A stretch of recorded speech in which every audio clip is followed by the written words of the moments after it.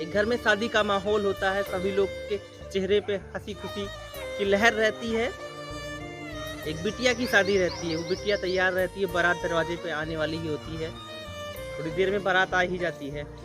बिटिया की जो माँ होती है वो बिटिया के कमरे में जाती है, तो क्या देखती है, जो लड़की रहती है उसकी आंखों में आंसू रहते हैं और उसकी आंखों के आंसू माँ को देखने के बाद और रुकते ही नहीं है, निकलते ही जाते हैं। माँ उससे पूछती है बिटिया क्या हुआ। बिटिया और रोने लगती है, बोलती है माँ मैं शादी नहीं करना चाहती, अभी मैं कुछ करना चाहती हूँ, मैं अभी और पढ़ना चाहती हूँ, मैं आप लोगों का नाम रोशन करना चाहती हूँ, मेरे और सपने हैं, शादी के बाद शायद मेरे सपने ना पूरे हो पाएँ। लेकिन जो माँ होती है वो भी रोने लगती है और बिटिया को गले लगा लेती है, कहती है बिटिया मैं भी चाहती थी तुम पढ़ो, कुछ करो और अपने घर का और अपने शहर का नाम रोशन करो, लेकिन मेरे घर में मेरी इतनी नहीं चलती और अब बारात दरवाजे पे आ गई है, बिरादरी में हमारा नाम खराब हो जाएगा, बिटिया शादी कर लो। इतना बोलते माँ रुकती ही नहीं है कि लड़की की सहेलियाँ आ जाती हैं और उसको मंडप की तरफ ले जाती हैं। उसकी आंखों में आंसू होता है जो अपने सहेलियों के सामने छुपाती रहती है वो, और मंडप की तरफ जाती है।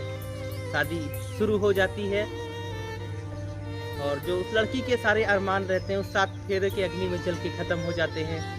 मेरे कहने का मतलब बस इतना है, शादी करो अच्छी बात है, लेकिन अगर किसी लड़की के कुछ सपने हैं, कुछ करना चाहती, कुछ बनना चाहती, तो उसे एक मौका जरूर दो।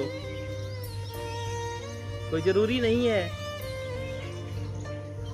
कि अगर वो लड़की है तो कामयाब नहीं होगी, कुछ कर नहीं पाएगी। शादी करना ज़रूरी है, शादी करो, लेकिन एक समय पे तो करो। हो सकता है वो आपका नाम, आपके परिवार का, आपके शहर का, आपके देश का नाम रोशन कर देना, तो एक मौका दो उसको यार। लड़की है तो उसको आप मौका नहीं दोगे, ये चीज़ गलत है। इससे हमारे देश की सोच कहीं ना कहीं पता नहीं कैसे होती जा रही है। कुछ बदलने की, सोच बदलने की ज़रूरत है। हमारे एक के सोच बदलने से कुछ नहीं होने वाला जब तक हम सभी मिल के इन चीज़ों पे विचार नहीं करेंगे और अपनी सोच को नहीं बदलेंगे।